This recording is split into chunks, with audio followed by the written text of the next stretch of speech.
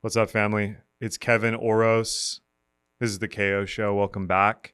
It's been a little bit since we've recorded an episode. It's yet another solo cast.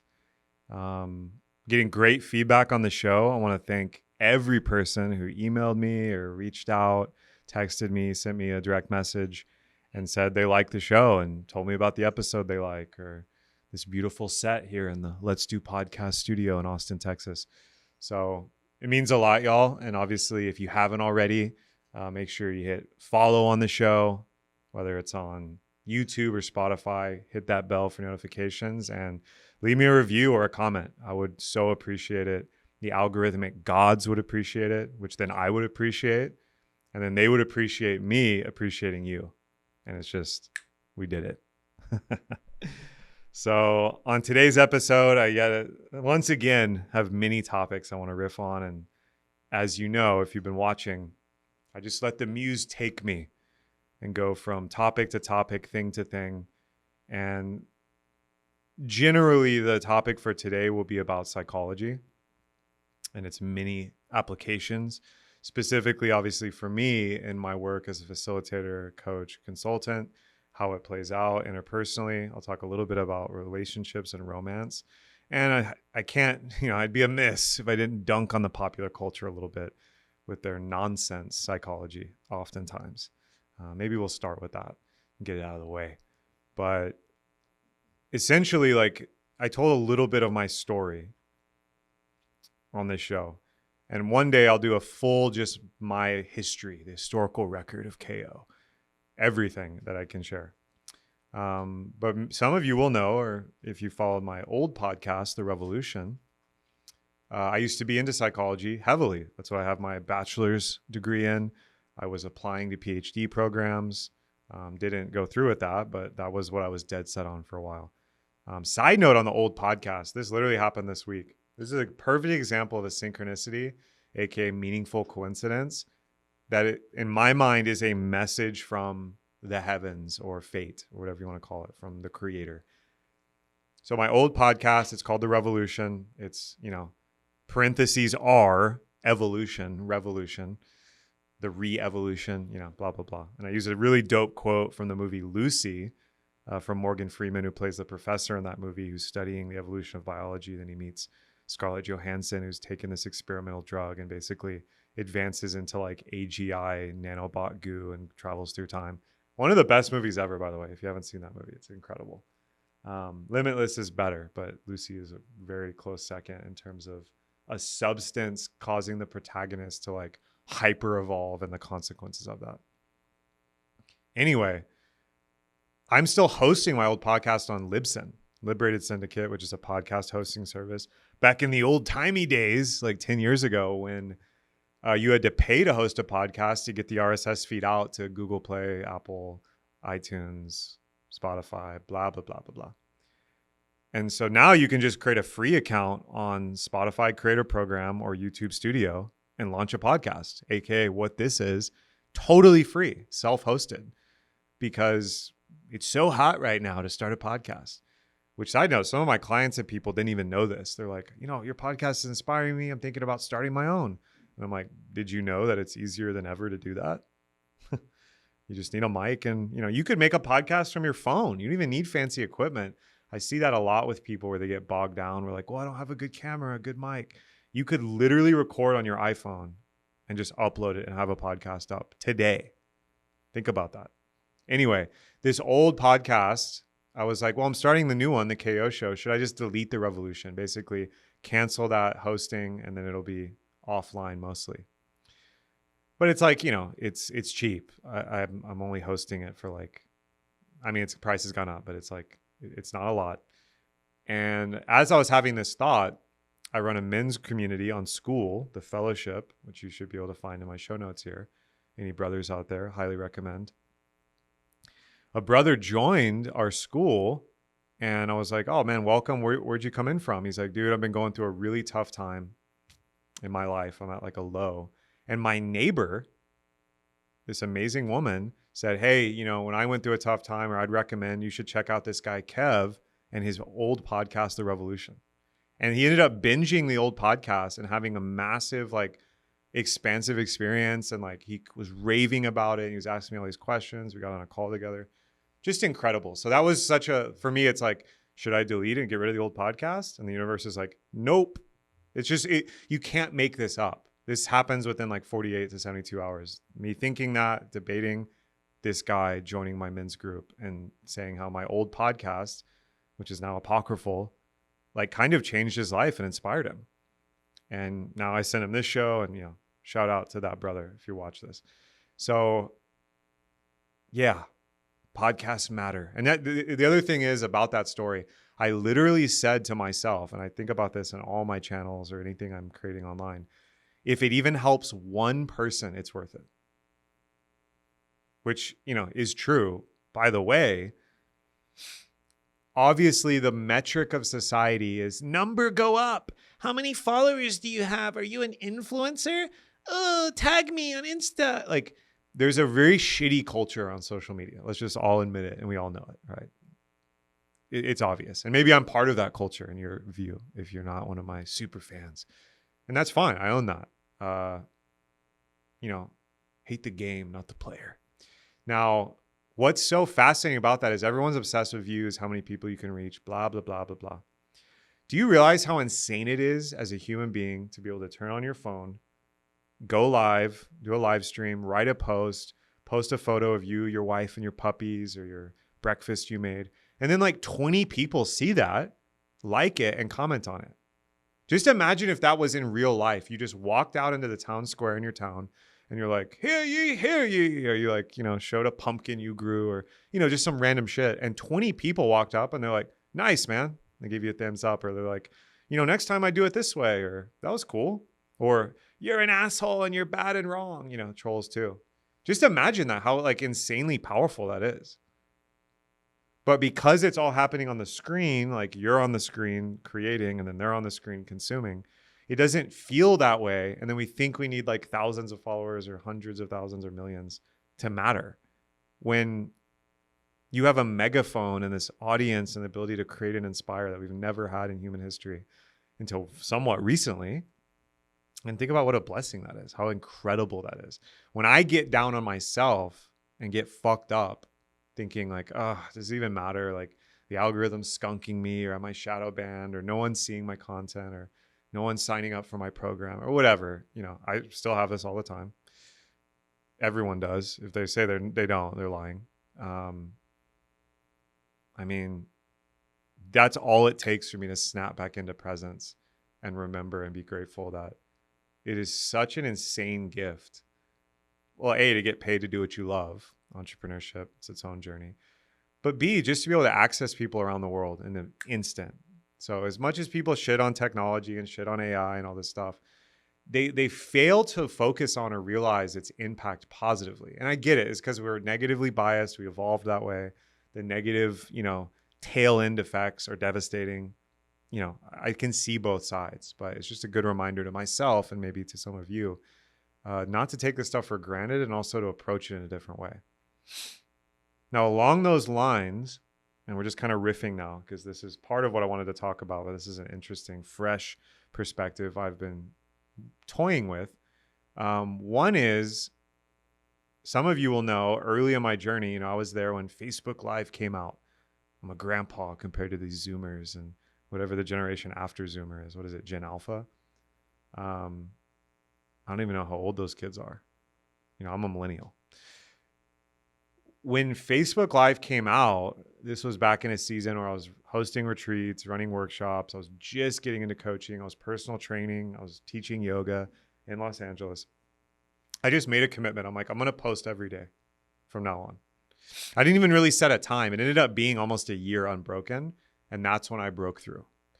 Now that what that meant is that's not a live stream every day or a massive article or a podcast. It could just be like, I'm so grateful for the sun today. Like I could literally just write that and it counts. Now, obviously that's not all I did. I did tons of stuff. And sometimes I post multiple times a day, but the consistency of creating not only trains the algorithm on you and shows that you are a consistent source of content. So it'll suggest you to your audience, which is just how it works. And it's gotten more sophisticated, but more so for you that it just becomes a habit and a pattern. That is the biggest breakthrough. And I forgot that and relearned it over the last like 2 years because, and this is a cool little side project I've been doing, I have, I'd say it's pretty legit for where I'm at. Only 90 days into my AI experiment and journey. I've built multiple AI agents. One of them is a researcher I call Guru, who's super sophisticated. He has a whole file on his rule set. And I connected him to my Meta API. So the API for Facebook and Instagram, which is basically just a way for, a software or an AI agent to pull your data in real time of your analytics and performance on posts and blah, blah, blah, your insights. Now I did that and it did a huge meta-analysis on all my posts for 2 years, engagement, reach, conversion, clicks, blah, blah, blah, blah, blah. What it found, because I took a long break, basically last year, around like fall to like January, February, I just completely went offline. Now I was still online with my clients and then like back end of chats and stuff I was already committed to, but I didn't post once and I didn't make a story. I didn't even scroll. I've unfollowed everyone on most of my accounts. If you see me on Instagram, I don't follow anyone. And that's not because I don't love you. It's just, I don't want anything on there to stop me from just creating and then closing the app. Obviously, if I want to see my friends, I'll look them up. I don't need to follow you. That's just my little thing.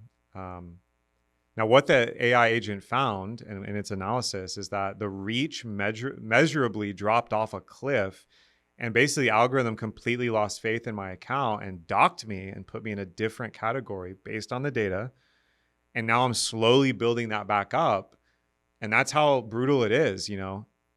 If you don't stay consistent, there are repercussions. And again, that's just the analytics, which is interesting to see like in real data, the correlation between reach and stuff, which again, I ultimately don't care. If I can find my ideal clients and my people, my brothers, my community, and only 2 people see it and one of them reaches out to me, it's a huge W for me. It's a win. Obviously, it'd be nice to reach more people. But the consistency as a habit has real effects, as I just kind of described. Now, the other interesting thing is when you're in a creative mindset, you've heard it before, create more than you consume. I would upgrade that to create first, then consume, maybe if you need to, and only if you need to. My rule is before I get into busy work or a bunch of bullshit or have to do admin, I have to create. So that means I'm going to flip on my phone or my camera, my webcam, and I'm going to hit the red button. I'm going to record something. I'm going to send a voice message to a client. I'm going to write. I'm going to go in and, mess with my AI architecture and have my, little robots go into my knowledge vault that I've built with all my IP and maybe create some cool graphics or start sketching out a build phase or a plan. Then I'll do all the other stuff. And what I've found, because I've worked with a lot of entrepreneurs, I've worked with a lot of people that had a 9-to-5 or a corporate job, and they signed on with me to help them transition, and there's many stages of that. One is like burn the boats. I hate my job. I feel inspired. I know I want to found a company based on blah, e-commerce. I want to coach. I want to heal. I want to travel. I want to take a remote position at a more aligned company that has better ethics. I've seen it all. A lot of people, if your brand and personal brand is very important and sacred, if this is relevant to you and you feel the calling, because many are called, few are chosen. And most that are called, they may not need to make it their main thing. They may need a side hustle personal brand or release it from monetization and still keep a job to XYZ. Now, when you do that, this is what I'm talking about with creating first, making it a habit, staying consistent. That journey alone, not only will it organically grow your audience, it'll help you refine your message, it'll clarify your mission, vision, values. You should be having a lot of fun. You'll feel more creative, more sexy, more élan vital, more jouissance. But you'll also learn so much about yourself to the point where I would argue it's one of the best ways to experiment with, your mind and your heart. I forget who said it. It was this interesting interview. This guy was like a fashion mogul, billionaire kind of guy, which I personally, I don't really give a fuck about fashion. I know a lot of people are into it. My wife is. I appreciate good looks, I appreciate a fresh fit, but I don't know anything about the industry in detail. But this guy's like riffing and he's basically talking to artists and creators. And He's like, honestly, you just need to shut up and just work. You need to create. You need to create so much that you have so many options to choose from, and you throw so many in the trash, and you feel like you're not getting better. And at some point you'll break through, and whether it's fine tuning or editing, you'll look back on a creation or a new creation and be like, oh my God, I found it. And like, this is very like, billionaire boomer advice maybe. And he's right. Like, you've seen the memes probably. Your first 100 episodes of a podcast will be shit. Your first 10 live stream interviews will be shit. Your first 50 paintings will look like shit. Your first 10 songs will sound like garbage.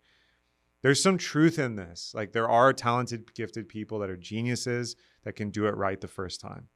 They're very rare. For most of us, you're going to have to go through iteration and repetition. And necessity is the mother of all invention. So when you really need it, you want it, you desire it, you're going to produce your best stuff. And I've just seen this pattern again and again and again with people I've worked with, people I've supported through this journey. And then I'm getting the mirror reflection back on myself as I do this podcast, as I design multiple school communities, as I design new offers, as I rebrand myself and my own personal business. I'm just relearning the same stuff I learned 10 years ago. And you could probably find an old Facebook post where I'd said like the baby version of what I'm saying now. Which, side note, it is a trip to go back to your old content and cringe, which I've done many times. And I had it brought to my attention by people. Or I go back and listen to my old podcasts, my old interviews, and I'm like, who is this guy? This is so fucking cringe. And bless him, because I'm him. And I needed to do that. It's just the standard by which I hold myself now, and my thinking is reflected there, but it's like looking at a fossil, right? It's like archaeology. It's mimetic archaeology, mental archaeology. It's very fascinating. Now, psychology. Let's talk about Karen. Let's talk about Karens. Everybody knows what a Karen is, right? This is like, I'm just going to be brutal. It's the fat, middle-aged woman who's in the restaurant. It's like, excuse me, I want to speak to your manager. How dare you treat me like that? It's like a combination of like a troll, an entitled person, and an insufferable, annoying person who like thinks they're the center of everything and has no attunement or compassion, treats service level people like waiters, waitresses, receptionists like shit. And or will rat on you. They're like rats. They're snitches. So if you're breaking the rules, the classic one during COVID is you're not wearing a mask, the Karen will call the popo on you or call the manager. This phenomenon is so crazy, and I feel like it's getting worse because it's infected politics, it's infected entrepreneurship, it's infected business, it's infected gendered relations and masculine feminine dynamics. You see them everywhere to the point where it's a meme, or when someone says, oh, you're being a Karen, everyone knows what that is. I feel sorry for the people who were given the name Karen, of course. Now, what actually is this? Because I'm fascinated by it. I've said it before, but when I get trolls online, which, at this point, I don't know across all my channels, because I post everywhere, Facebook, Instagram, YouTube, LinkedIn, Substack, TikTok, Threads. I've gotten back onto Threads just to, throw paint at the wall. And I have an email list. I usually see a couple trolls, sometimes daily. And it's just crazy. Like, there's always a few. And I'm always so curious. They're not always Karens. I should do a full like troll and Karen like menagerie, like David Attenborough. It's like, here we see Mr. Russet. He has nothing going on in his life, so he'll go on Facebook at 4:00 in the afternoon just looking for a fight. He has never met this person in his life, but he decides the first comment should be something completely outrageous and disrespectful while calling him a little bitch. Maybe then that'll finally get the connection that Russet so deeply desires. It's like, the comedy for me is endless because I can't imagine a universe where I see a post that I don't like. First off, just move on right there. It's like, that's your choice point. Just scroll to the next one. What are you doing? And then you stop and you're like, you know what? This guy with 50 million followers who's saying a political view I don't like or said something about women I don't like. You know what? I'm going I'm going to speak to the manager. And you go into the comment section. You've never met this person ever. You would never say this to their face, because if the dude is like a masculine guy or if it's a powerful woman, you might get knocked the fuck out. And you're going to go into the comments and call them names, disrespect them from jump, be insidious and insufferable. And nobody wins. You walk away feeling terrible. Other people in the comments look at you and cringe. They're like, Jesus, who is this guy? And then the creator either never sees it or cares, or sees it and is like, delete, block, or who the fuck are you? Maybe they dunk on you. It's insane to me. And the internet, through its anonymity or its, this is what's so fascinating to me psychologically, through its pervasiveness has opened the Pandora's box to this. Obviously, people with their friend groups or families talk shit behind people's backs all the time. And that's somewhat normal. It's almost like chimps grooming each other, where we have to like vent and like talk shit and judge and criticize and make fun. And we're like picking the mental fleas off each other. Now, obviously, it can go too far and it becomes toxic and kind of dark and builds resentment and all this negative energy. But at some level, it's totally human. And as long as you're in integrity and you own it, just get that shit out of your system with your close people. Now, doing it online with a stranger, it's like, what the fuck are we talking about? Who are these people? I can honestly say, not only have I never done that, it's never crossed my mind to do that. Or I've never even considered that I could do that. Maybe it's, I'm not tooting my own horn, but like I have a pretty simple like honor basic code where it's like, my first interaction with a person, maybe it shouldn't be just downright disrespect and disgust. Maybe it should be curiosity, even if I think they're a total idiot or I disagree with them. It's just insane to me. So anyway, that is a phenomenon, and I'd love to know your theory on why it exists. What are they getting from it? This is the question. Classic Gabor Mate and many other great thinkers. Addiction, negative behavior, bad behavior, whatever thing you just see that is like, oh, that's not working or that sucks. Well, they're not doing it for no reason. What are they getting from it? What's the trade? What's the pact they've made emotionally and mentally to draw some, because they're getting something out of it. They're being rewarded in some way. Otherwise, the behavior would expire. This applies to everything, by the way. It's a very fascinating way to look at. I see it as like alchemy or natural law. It's almost like hermetic law to me, or it's basically the law of equivalent exchange, or the law of opposites has to play out in everything, and especially online. So that's my Karen and troll rant. I'll cut it there. I could literally do a whole episode on that because I'm so fascinated by it. Side note, my rule with that is, number one, if it's pure disrespect, they're calling me names like, you punk ass bitch, are you retarded? You have mayonnaise for a brain? How could anyone ever think this and disagree with me? Like, when they're like that intense, I calmly look at them. Sometimes I do still get triggered. I'm not going to pretend I don't. Or I feel energy rising where I want to dunk on them and show them that A, they're wrong about me and they misinterpreted what I said, or B, I know better than them. Now, instead of doing that, you know what I do? I calmly click their profile. 9 times out of 10, it's a terrible meme or just a gray thing. They don't even have a profile picture. Their profile is set to private. They have 0 posts. They're just a random fucking troll. They don't even create anything. And I block them and delete everything. Any trace of their nonsense.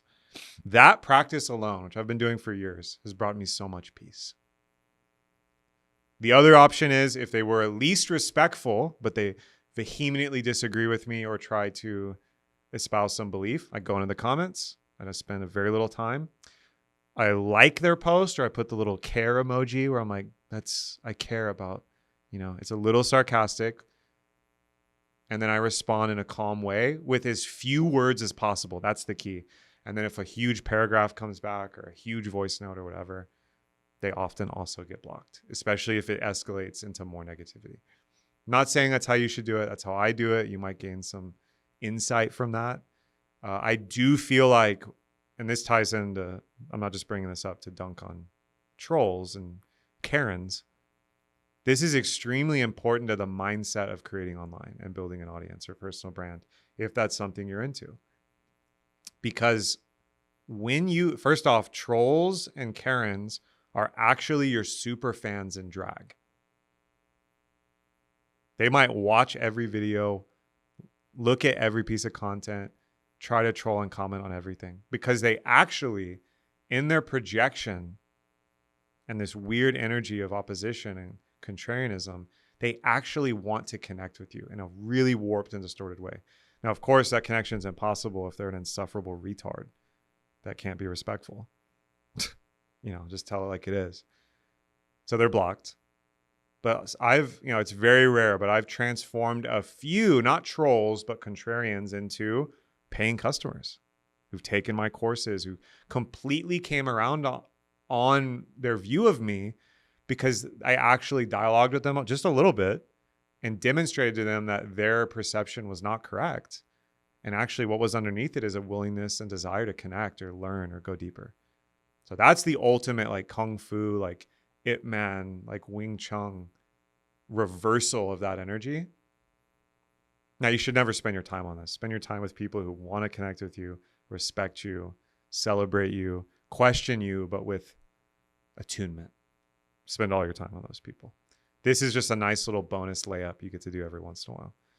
Now, I've talked to so many creators and clients who are afraid that if they share what they really think or start that e-commerce Etsy store or found a company and build a product, or they want to coach, consult, they want to teach, they want to form a community, that they won't be able to handle this, and so they never start. It's a classic excuse. Or they've started, they get some momentum, and guess what? These crazy people come out of the woodwork like bees that you shook the hive, and then you collapse under the pressure. Or you, even worse, you edit yourself to somehow appease them, or try to appease everybody, which means you appease no one. Now, my view is, if you are attracting a lot of trolls, and I've gone through seasons, I once upon a time went viral on Facebook Live about masculinity. I literally got death threats, for a month or two, and insanely, basically crazy comments about violence and it was so intense. It blew out my system at the time. I was not prepared. Don't recommend it.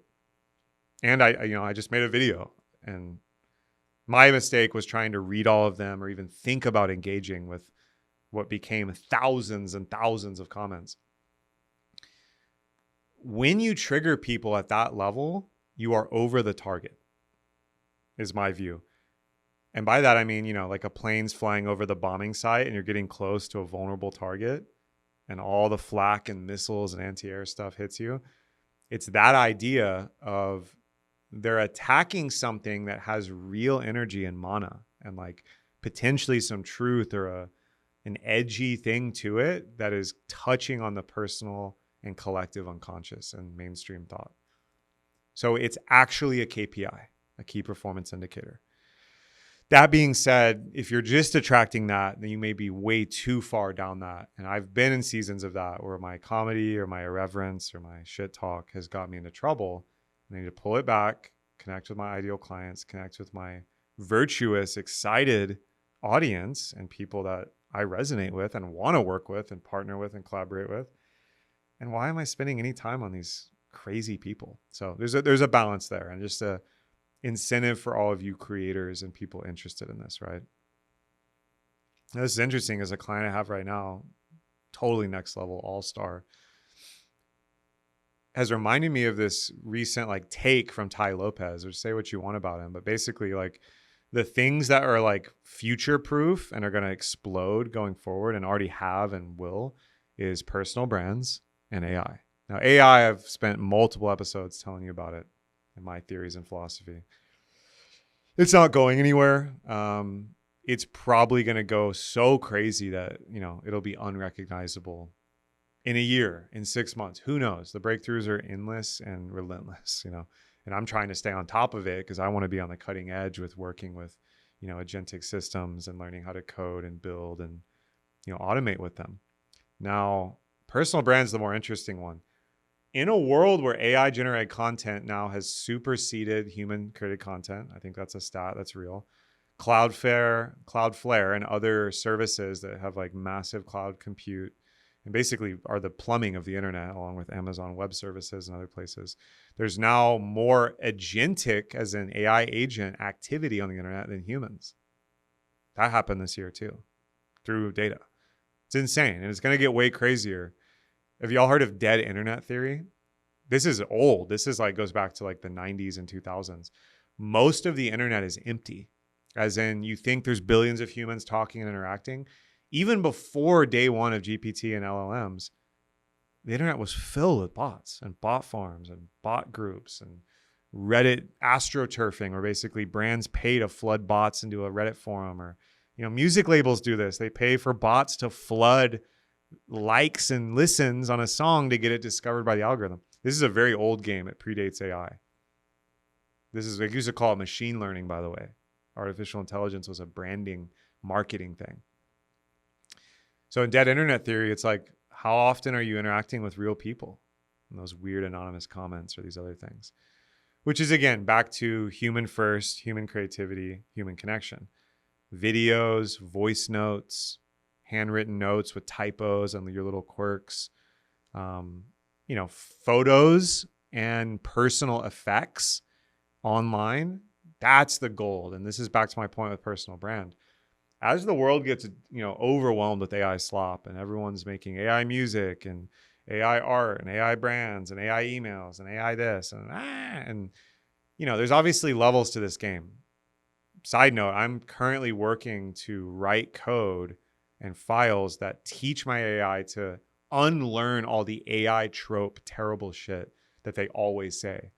That's not a revolution. That's just perfect automation. M dash. Like, I'm working hard. It's not easy to do. There's a lot of people that say they've done it, and then you read what the AI writes, and it's still slop. I'm going to figure out how to do it with my voice and these writing rules. And even then, I may not even use it. I just want to do it for my own internal system and to prove it can be done at a level that's sufficient to me and my taste, which is, I set a high bar as a writer myself, right? As an author. I'm a snob, unfortunately. That's why I didn't touch AI for a long time. Personal brand will be one of the things that will be a gold mine. It'll be one of one. It'll be rare. It'll be hyper valuable. Luxury goods. It'll be like going to Whole Foods and buying grass-fed steak versus going to McDonald's. So there's never been a time to have there's never been a better time to have a personal brand. I'm here on the show. If you're watching this, I'm 13 years deep into my personal brand. And that's 13 years of when I was, even before I was kind of public, I was working with people, forming these ideas, writing, thinking about it. What do I want to do? And then it's less than 13 where I've been online public with, forward-facing channels. I'm just getting started. I feel like I don't know anything. I'm relearning all of it. And in the future, now obviously the meta thing here is a personal brand leveraging AI will be unstoppable. So there's never been a better time to create or share your gifts, sing your song. There's also a level where human authenticity and verifiable creativity will outperform everything. And you're only going to get there, back to my original points, through iteration and a lot of reps. So that's my challenge to all of you, my inspiration. I hope if you even have an inkling that you want to do that, just start. Like, you don't need to quit your job. You don't need to move across the country. You don't need to hire a $50,000 a year coach or mastermind program. Just start. It's that simple, right? So back to psychology, which it's funny because the word itself, the etymology, psyche actually means soul in Greek. So it's like the study of the soul. Is the soul and the mind the same thing? Did the ancients think about it that way? Because let's be fair, psychology has become very watered down and very like, there's pop psychology and then there's like research psychology, which unfortunately is funded by a lot of pharma and cartels of companies that only certain research gets funded. That's a whole rabbit hole. I'm not going to go into it, but do your own research on that one. I don't trust when, Psychology Today or Psychology America or a psychology article is published. They have some studies, they have some data, maybe causation, rarely, it's usually correlation. And they make some claim about men's psychology is this, women's psychology is that. Most Americans, blah, blah. It's like, what are you talking about?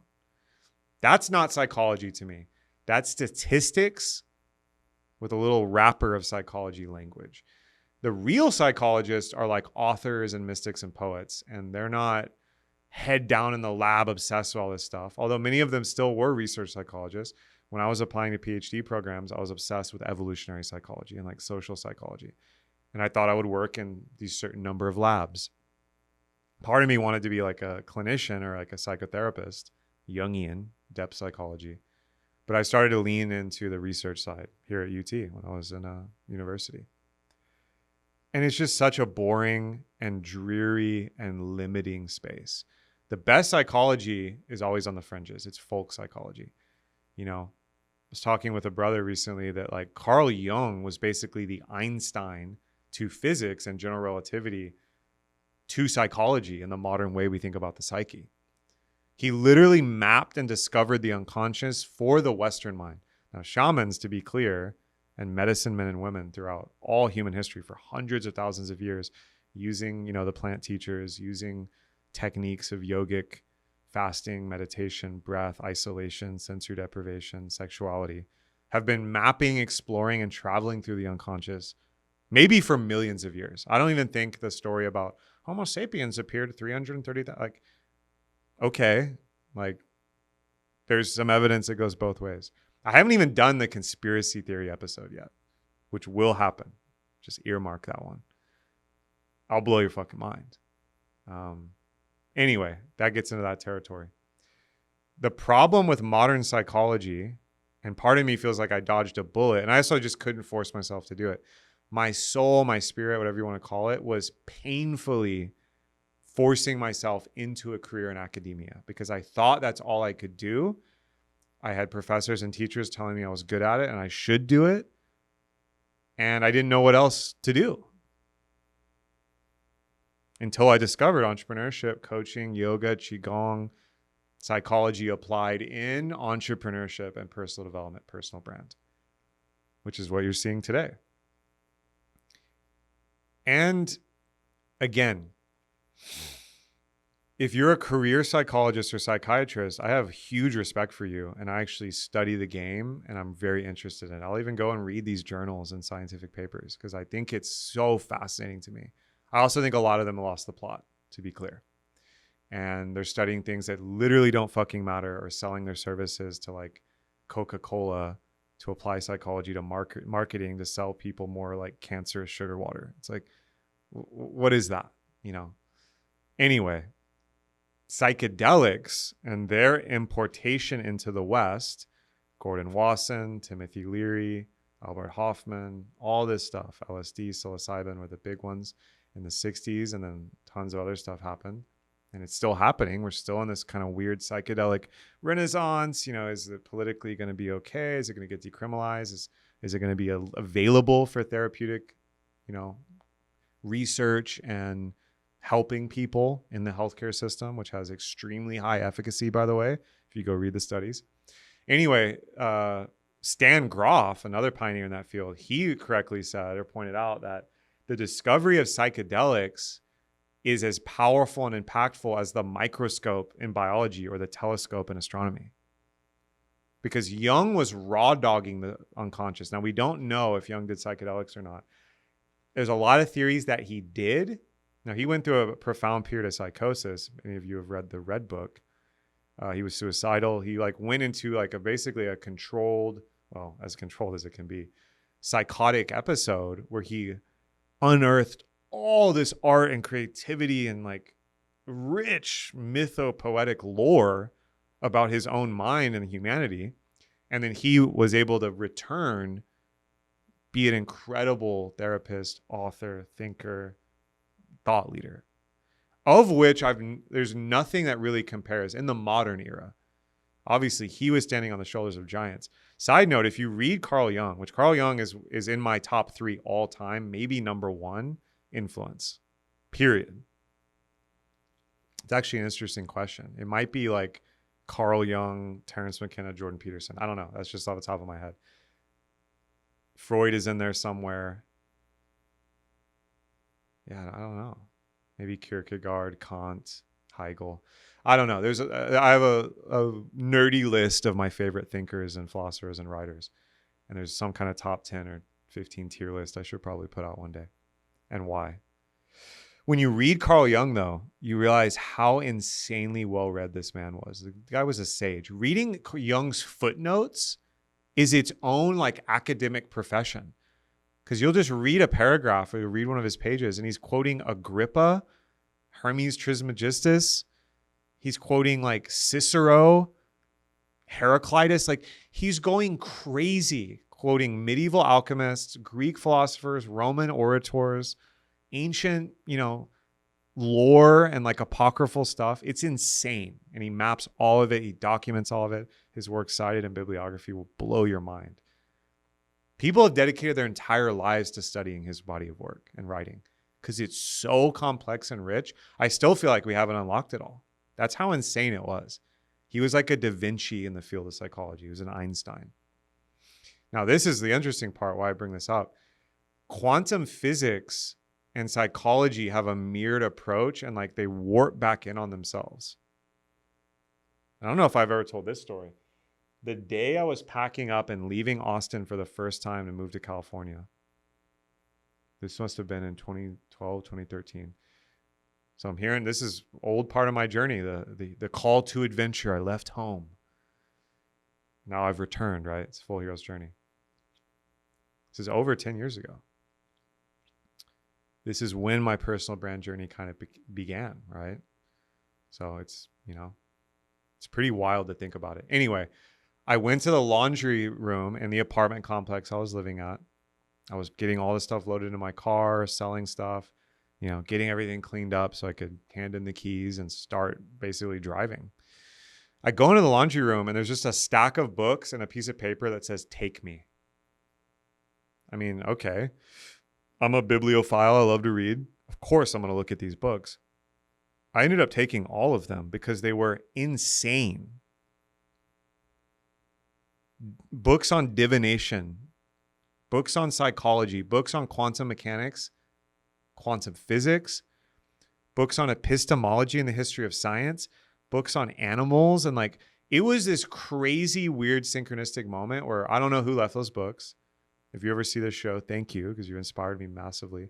Some of those books helped form me at that time. I ended up giving them all away to pay it forward later in the Bay Area in California. But that was the beginning of me realizing I was reading Niels Bohr's.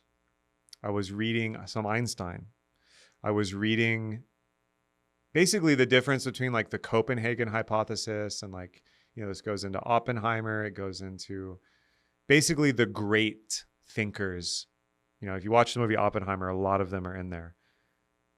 Of the early 20th century that were breaking open this world of quantum theory, which is absolutely insane, which led to the formation, we're told, of nuclear weapons, nuclear energy, all this crazy stuff. Now, what's funny is all those physicists who were smashing particles together and doing the most elegant, complex mathematics all became mystics and got interested in psychology. Oppenheimer's reading the Vedas and we can read Sanskrit. You read Einstein's later writings, he literally sounds like a prophet or a mystic. And then the psychology people, Freud and Jung, the godfathers, they're mapping the human unconscious emotion and thought like they would map the inside of an atom with the geometry, the trajectories, the physics, the particle relationships, the densities, how the objects in the unconscious, how does the persona relate to the ego, relate to the superego, to the id, to repression, suppression, the sexual urge, libido, thanatos. This stuff will blow your mind if you read the OG early writings of Freud and Jung. It reads like a physics textbook, but it has to do with, they're speaking to Viennese housewives, English royalty, the aristocracy of Europe at the time, analyzing their dreams, negotiating their divorces and affairs and mistresses and their unmet urges and their emotional breakdowns and their psychoses and neuroses. And they're mapping it like cartographers and putting like physical law and relationship on it. Absolute cinema. This heavily inspired my path I'm on now. Because I started, the physics books, to be fair, I was just reading them for fun. I did not understand a lot of them. As soon as I start talking equations or crazy stuff, I'm not a math guy. I have an innate sense where I appreciate mathematics like I do music. I know it's one of the great arts taught in the Pythagorean school, undergirds Western civilization. What are they? Well, oration or speaking, writing or grammar, mathematics, music. And you could include a few others.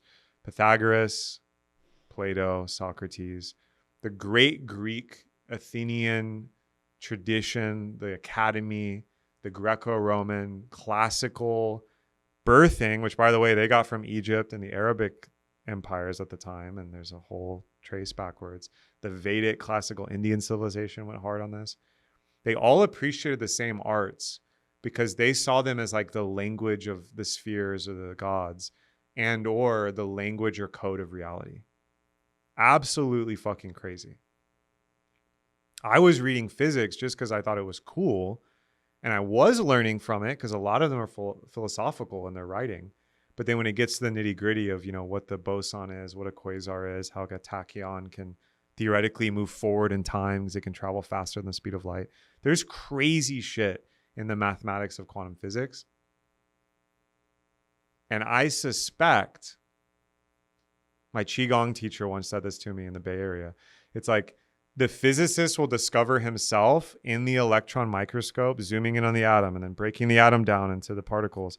And then what are those particles? And then the subatomic and the quantum. And they just keep looking. And basically they look so deep into reality, they look back at the back of their head. Like it all loops back around because there is a holographic nature and a fractal nature to consciousness and matter that we don't understand. Which is why with all of our fancy toys and satellites and AI data centers and the internet and the vast industry of billions of humans, no scientist or materialist that's rooted in reductionism can tell you what consciousness is. Period. And this is why my claim, or what I'm sharing my opinions here, is why psychology is such a fallen art and in a fallen state here in the soaring 20s of the year of our Lord, 2026. They don't understand what they're studying. We're not robots. We're not automata. I don't believe in determinism. I don't believe in reductionism or materialism.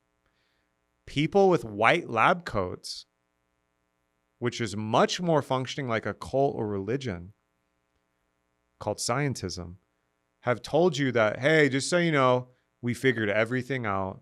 There's no God. There's no mystery. The paranormal's fake. Superstition's fake. All those people in the ancient past who were deeply wise and studied the stars and studied patterns and the language of nature. Yeah, they were just total idiots. We have the data and look at all this. By the way, don't forget to get 5 boosters and wear a mask because COVID is so deadly and dangerous.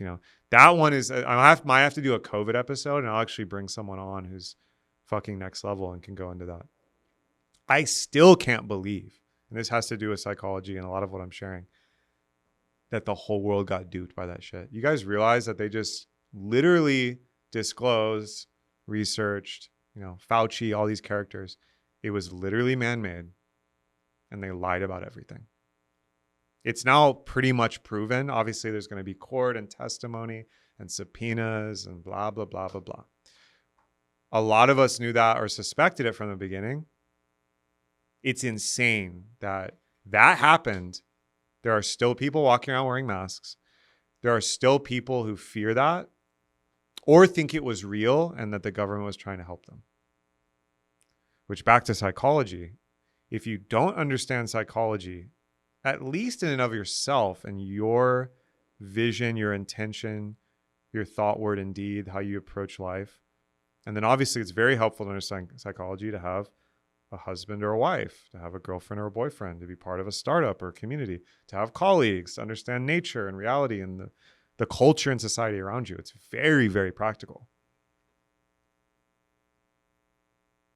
But the unstudied mind or the unexamined soul is just a leaf blowing in the wind to these gusts of history and propaganda and mind control and all this bullshit. Which is why, for me, it's very important that we get serious about it and sincere. And most people I know that I would rate as successful, I care about them, I love them, are doing that. I wonder about people I don't know, or maybe I just perceive on the television or on the shows and the movies and the corpo media that's telling me all this stuff. How many of these people that are eating this or, grabbing it hook, line, and sinker have any idea what's going on? Because they don't even understand how their mind works. They don't understand how their emotions work, and so on and so on and so on. Which to me is why I do what I do. I love coaching. I love helping people. I love helping them awaken, support them. I love helping create with them or creating with them in real time. There's nothing like it. A, because I get to have fun and get into a flow state and learn myself selfishly. And B, I get to light people up and watch their lives change and be like, the Gandalf sitting back while they go Bilbo Baggins and like go on this adventure and save the world. It's really, really fascinating time to be alive in this singularity at the end times and the apocalypse, the great unveiling. It's not the end. I've said this many times in many ways. And this could happen in one generation. That's the craziest part. We're one generation away from a healed humanity. Now, of course, people are like, what about generational trauma and all this tribal blood feuds and warfare? And the trauma is transmitted epigenetically. There's a theory about that. Just think about how much of our psychology we inherit and learned from our parents and our tribe. And then think about how in one generation, how much has changed. So my parents are baby boomers. I'm a millennial. Our experience of being, I'm 36 at time of recording, and them being 36 is so different simply because of technology primarily, and culture and society have been forced to adapt with that. How crazy that expanse is, the gap. In some ways, they had it better. You guys realize before cell phones and pagers, you could just be unreachable and be free. You could go out, tell someone I'll be home at 9, and you're completely free. No one's texting you. No one's calling you. You'd have to go to a payphone or, grab the phone at the restaurant to call someone. Think about the utter freedom and elegance of that, how beautiful of a time that was. It's hard to even imagine how amazing that was. And I briefly experienced it because I remember but when the internet, wasn't, dial-up was a thing. And I remember I didn't get a cell phone until I was in 9th grade. I was like 14 or 15. I didn't even have a cell phone till then. So I was very blessed. Hopefully the good parts of my brain formed back then before the endless assault of the dopamine carousel. Side note, people who think like Zoomer brains or the Gen Alpha brains and like the youth who like basically not only are growing up on the devices and on the screens, but they're growing up AI native. Think about how crazy that is. Their whole life is being lived in this thing. And they're using AI from like as soon as they're able. Think about how crazy that is. Now, yes, will people get one-shotted and get complete cognitive decline and cognitive debt, emotional, stunting, emotional retardation in the technical sense? Oh yeah, it's happening. It's being studied. It's actually one of the whistleblower like big things, to the point where the tech CEOs won't even let their kids have a device. Think about that. It's like a drug dealer. They don't use their supply and they don't let their family use it. It's pretty crazy and kind of dystopian. And that's such like a dreary way to look at it. I believe, because nothing's taken us out yet. And we know neuroplasticity is real. We know epigenetics are real. So you're not fated by your DNA and code. You can turn it off and on. You can transform it. You can activate it. You can shift it with behavior and diet and exercise and mindset. It's crazy. Your DNA responds to emotion. There's now evidence for this. We're so adaptable that we will adapt to this too. Some of these children, not all of them, and obviously they're going to need training and grounding to probably do some of this. I hope to do this for my kids, by the way. They're going to be superhuman. What we call ADHD, ADD, blah, blah, blah, blah, blah. I'm neurodivergent. I'm neurospicy. Yeah. We know. I am too. Like everyone is. the diagnostic tools of the DSM manual in psychology and psychiatry. And this is a hot take. I'm not saying I know this for sure or that I'm right. So calm your Karen if you're watching. A lot of that is to sell you drugs. I'm just going to say it. It's pharmaceutical companies. You realize there's only 2 countries in the world that allow pharma to make ads on fucking TV that kids can see? US and New Zealand. Every other country banned it. I wonder why. Crazy. One of my favorite Terrence McKenna like riffs ever, where he's on stage giving a fucking huge lecture. He's just a goat, Irish bard. He's probably high as hell, just vibing. And he's like, you know, this is like the 90s. So like we're still living in the legacy of Nixon and all this drug war stuff. And he's like, you know, I keep hearing there's a drug war. But on my way to the venue tonight, I drove by a drug store. And the audience just fucking riffs and just goes crazy laughing. It's so true and crazy that the biggest drug cartels are corporations, not the fucking whoever in Mexico or Colombia or whatever. Like, no. The biggest drug pushers, drug manufacturers, and cartels of business groups are in cahoots with your government and your media, period. And back to psychology as a profession, as a field, which again, I highly respect. I'm a student of, I'm obsessed with it. In an alternate dimension, if I was Doctor Strange and I could open a portal, I would be teaching a university class right now somewhere, maybe at UT, or I'd have a private practice as a therapist and be licensed and maybe even prescribing these drugs. And I'm not anti-pharmaceutical. I do think pharmaceuticals, many are miraculous. You know, GLP-1s and peptides, so hot right now. You know, my dad takes insulin medication for diabetes, and I'm grateful that he will have more longevity because of that. So I'm not anti. I can see the nuance. Many drugs are life-saving and necessary for some people. And our lifespan and longevity have increased because of medicine and pharmaceutical research. Incredible. And there's a bunch of fucked up stuff, which you can research yourself. Don't take my word for it. Maybe you're a pharmacist watching this. And you're like, how dare he look down on my profession? It's like, well, Jim, maybe you should follow the money and look a little deeper. Because, I mean, how many commercials do you need to see where it's like, it's just like, you know, this like black family in the field just dancing and laughing. Just, hey, honey, pass the pasta. And it's just like, Kyrexa. Do you suffer from debilitating rashes and disease? Kyrexa is for you. Side effects include suicidal ideation, death, horrific bleeding, diarrhea. It's like, think about how crazy some of that shit is. It's like worse than any SNL skit or Key and Peele skit. It's a dystopian nightmare that is so surreal and absurd, you can't even believe that this is a commercial. For a mind-altering or body-altering drug, yes, it could alleviate symptoms or maybe even heal you of some disease or ailment, and then cause horrific side effects that were worse than the original. You can't make this stuff up. It's crazy to me. I think that's hijacked psychology. I think that is a big part of why it's hard to do psychedelic research and get, you know, plants legalized. Think about how crazy it is that some dude in a lab coat, like you find a beautiful like ganja plant, or you go pick a mushroom, or somehow you know how to make ayahuasca or whatever, datura, salvia, all these incredible plants that grow in nature, and the compounds in them, like a perfect Lego set, mirror image our inborn fucking neurotransmitters. Just think about how crazy that is. Did we evolve from them? Are we a part of them? Is the Gaia hypothesis true and all plants in nature and animals have the same DNA and like setup? Which again, go look all this stuff up. It's like, oh, Kevin's going crazy again. This is fucking real. Meanwhile, a lab coat guy's like, yeah, you'll go to jail if you harvest that or eat it.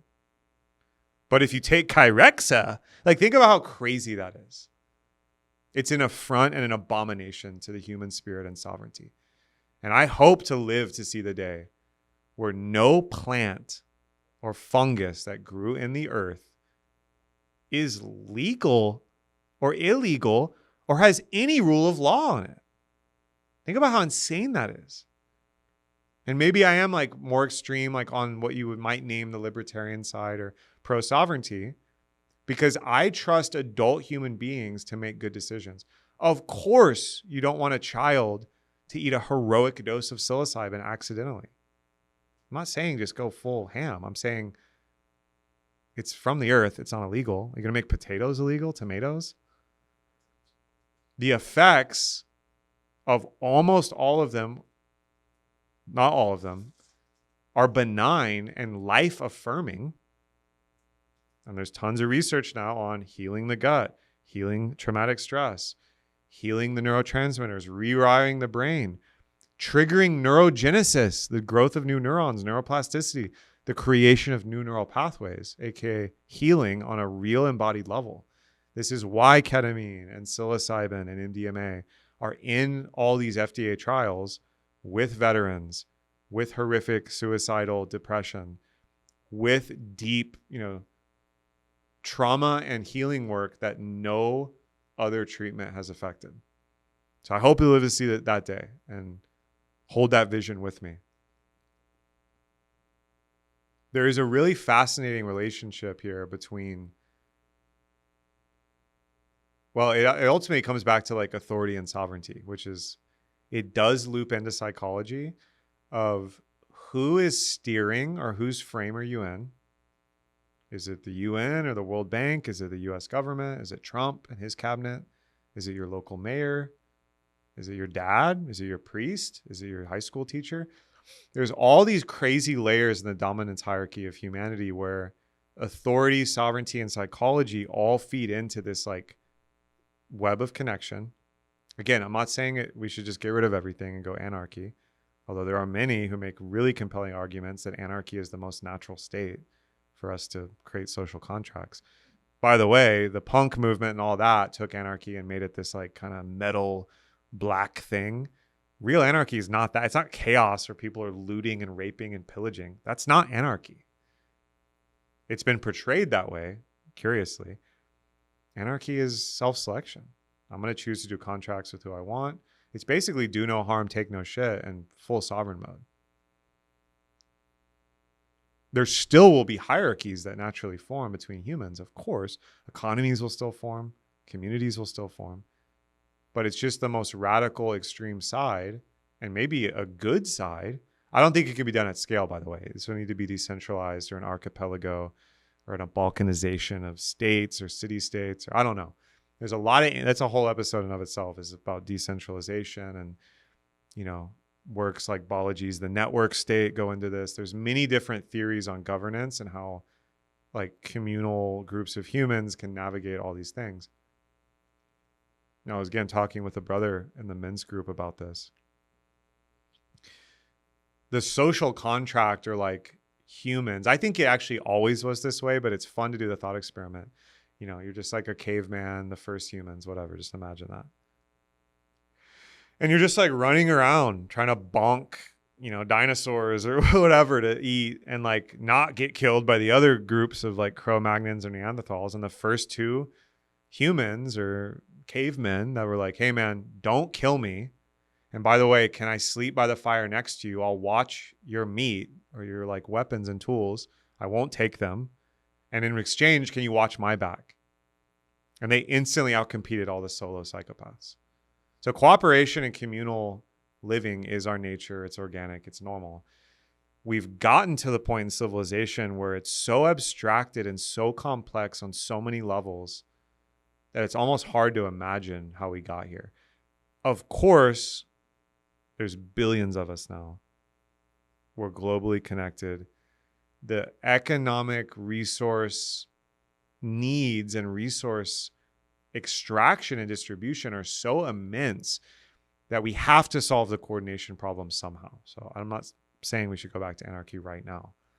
I do think we can do better, though, than what we have now, which is often crony capitalism, which, by the way, I'm a capitalist. Capitalism's epic. Crony capitalism is basically the existence of monopolies, duopolies, insider trading, extractive practice, zero-sum game, basically the inside job, elite club. That's why it's called crony capitalism. It's basically a cartel or thug capitalism not real free markets, which some people get triggered by that. And there's a whole rabbit hole there with the economy people. And then we have basically an imperial republic. It's like an empire. It's not democracy. But what about democracy? I've talked about this in many episodes. Gentlemen, this is Democracy Manifest. What is that from? What is the crime? Eating a meal? A succulent Chinese meal? One of the best clips and memes of all time. R.I.P. I think he died recently, this Australian man in this clip. If you've never looked up the succulent Chinese meal clip, please do it. It brings me so much joy, and I literally could watch it every day. I think I commented on the original YouTube that went viral. I almost forgot to watch this today. That's how much joy it brings me. Anyway, we don't live in a democracy. Democracy is direct, rule and voting by the people, which would mean all the citizens directly vote. We have an electoral college. We have a global, military industrial empire. It's a republic like Rome where we have representation and this abstraction thing. Anyway, whole rabbit hole. Please do your own research, as with everything in this show. My job is not to give you the facts for the fact checkers and lay out all the data and, well, you see the correlation here and according to the Democratic Party. And actually, I'm not that guy. Okay. Obviously. Those people probably don't even watch this, but maybe they'll see a clip and they'll talk shit. It's already happened on TikTok a few times, which I'm back on TikTok, by the way, posting. Because, side note, TikTok is one of the only platforms right now that, because its interest graph and algorithm is so expansive, you could be a new account with 0 followers and go viral immediately if it's good enough and you get hit, which is incredible. You sure as fuck can't do that on Instagram. Can't do it on Facebook. I don't think you can do that on Threads. Maybe you could do it on Twitter. Twitter's the other one I haven't.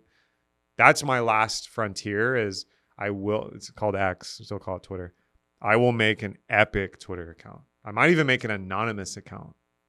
So challenge for some of you if you're an X guy like me, which it's by far the best source of knowledge, which this is a good little side tangent, but see if you can find out who my anonymous account is. Maybe my content style or writing style will give me away. Another experiment would be to get basically build a whole new AI agent that's super specific for this. Give him a brand and identity. Make my little robot a personal brand, and then let him loose on Twitter and let him post on his own and comment on his own. There's a lot of cool experiments online right now that are they're not fully autonomous. That's marketing, but you do have a back end and give it rules and blah, blah, blah, and maintenance, but it'll go and just comment. It'll create ideas. It'll tweet. It'll respond to feedback. It'll reply. It's incredible. Absolute cinema. X is the best source, in my opinion, if you're going to be on an app on the internet and you want real knowledge and raw takes and theory and real discourse and dialectic and news the fastest. It's not fucking CNN. It sure as hell isn't Instagram Reels and Facebook, which specifically in markets, which I follow, crypto, stocks, bonds, the global macro, and AI, automation builders, agency side, who's experimenting with the new harnesses, wrappers, models, and all this stuff. Nothing comes close to X, period. And I would even argue with the World Cup or sports or Trump or geopolitics, just cultural shit. X is the best. Elon truly has done something amazing. Love him or hate him. I feel like no one feels neutral about Elon. You either love him or hate him. I'll out myself quickly. I think Elon is amazing. Incredible. Some would say, I've met him a few times. Elon is one of the most interesting men I've ever met. Trump can give his endorsement. If you hate Elon and you want to whine and complain about he's the first trillionaire and blah, blah, blah, blah, blah, who's doing more in terms of engineering, in terms of entrepreneurship? I just had the biggest IPO of all time with SpaceX. I mean, okay, you can talk shit about his character, his politics, blah, blah, blah. I don't agree with all of this stuff. I think he is kind of a raging idiot in some areas. There's also those clips of him in the White House when he was doing Doge. I mean, if you know, you know. Homie was tripping balls. He was on some crazy like ketamine ecstasy cocktail, and he's in the White House behind Trump, just sweating, just rolling his eyes in his neck, which he said is just like he had a neck surgery. So he's saying he had neck pain. I don't know. Looks like you were tripping balls to me, bro. Anyway, I just bring all that up to say X is the best. When someone sends me a reel or sends me a Facebook article or God forbid sends me something from like the New York Times, guess where I saw it already? X. It's all downstream from that. And then X is downstream from the raw sources. And I just think it's attracted the best people. And like, you know, Mark Andreessen and others have, or Naval has commented on this. Like X is like television for intellectuals, or X is like a cigarette break for the intellectual.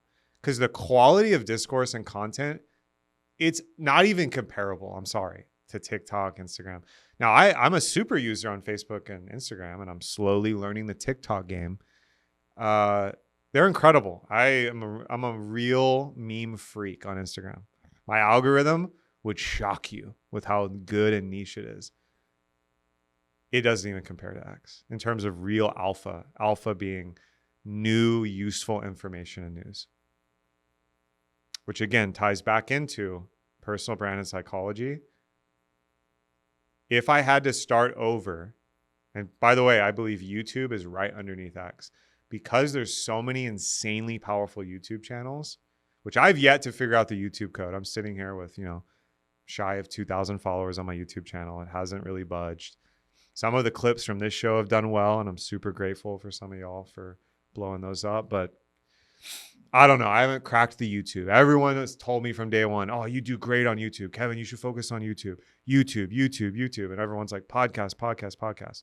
No one's like, you should do more Facebook stuff, even though Facebook is by far now analytically my best platform.